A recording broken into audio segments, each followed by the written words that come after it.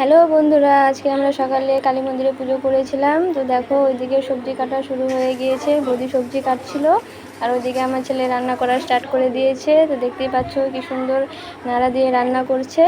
আর ওইদিকে ফলমূল সব রেডি করেছিল বড় বৌদি। আর ফুল, বেলপাতা, দুব্ব, তুলসী পাতা সব কিছু রেডি করা হয়ে গিয়েছিল। দেখতেই পাচ্ছ কত সুন্দর লাগছে দেখতে। তো এই সময় তো ফুল পাওয়াই যায় না, অনেক কষ্ট করে জোগাড় করা হয়েছিল।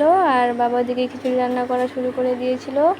তো বাবা ঠিক করেছিল আজকে সবাইকে খিচুড়ি খাওয়াবে, তাই বাবা নিজেই রান্না করছিল।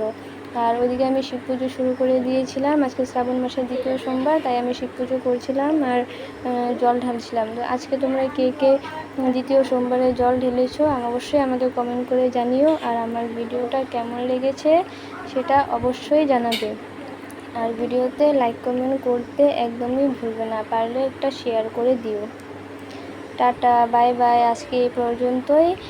তো পরের ভিডিওতে আবার দেখা হবে।